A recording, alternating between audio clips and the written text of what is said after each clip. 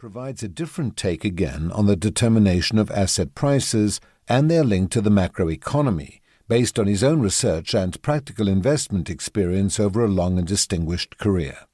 There are a number of ways in which Smithers' model deviates from the mainstream. Let me highlight two. First, it puts center stage an aspect of finance often less focused on, namely the economics of the stock market. Second, it puts center stage the behavior of the managers of companies, as distinct from their household owners, linking this to the fortunes of the stock market. While these might sound like relatively modest modifications of the core model, Smithers draws out a set of implications that are often significantly at odds with conventional thinking, both when it comes to the determination of asset prices and the functioning of the economy. To give an example, in Smithers' framework, the level of bond yields and equity returns are not codetermined. That leaves the gap between them, the equity risk premium, able to deviate significantly from normal levels for protracted periods. Smithers brings empirical evidence to bear, largely drawn from the United States, to explain and justify these alternative hypotheses. Putting the behavior of managers of companies at the center of a joint explanation of asset market and the macroeconomy is, I think, a significant step forward in enhancing our understanding of both. The way the risk appetite of company managers is shaped by stock market performance in ways which affect investment and financing choices are issues not yet fully or adequately incorporated into mainstream macroeconomic models. Certainly that is true by comparison with the effort devoted to studying consumption choices by households. One of the signature macroeconomic challenges of our time, a challenge made more acute by the global financial crisis and by COVID, is the global productivity slowdown. This has many and various causes.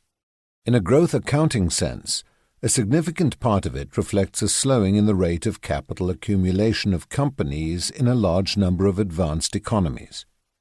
Smithers' model provides a clear and compelling explanation for this behavior, rooted in the short-term behavior of managers of and investors in companies with the performance of the stock market at its center. Many in the economics profession, the investment management profession, and beyond will probably take issue with some or many aspects of the model, the evidence, and the hypothesis Smithers sets out here.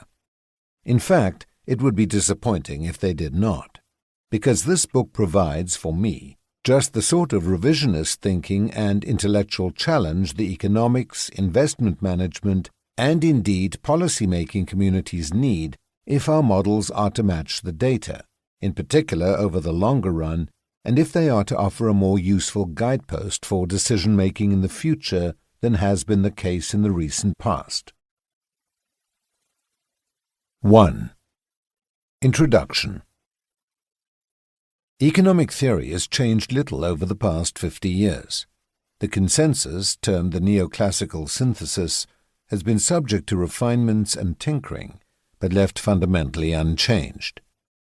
Despite attacks such as Nicholas Kaldor's comment on the intellectual sterility engendered by the methods of neoclassical economics, it was until recently believed to provide a solid basis for policy, a view which was, however, treated with scorn by Hyman Minsky, who wrote that modern orthodox economics is not and cannot be a basis for a serious approach to economic policy.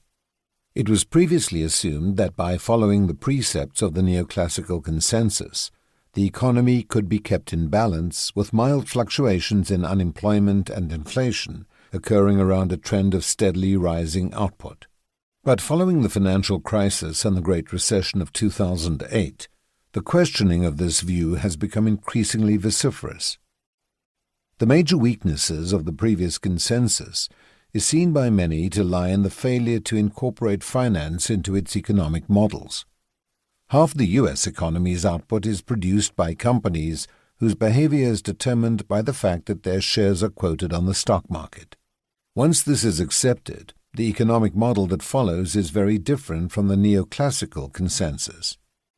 Unlike the latter, its assumptions are testable and prove robust when tested, and it radically changes our understanding of how the economy operates.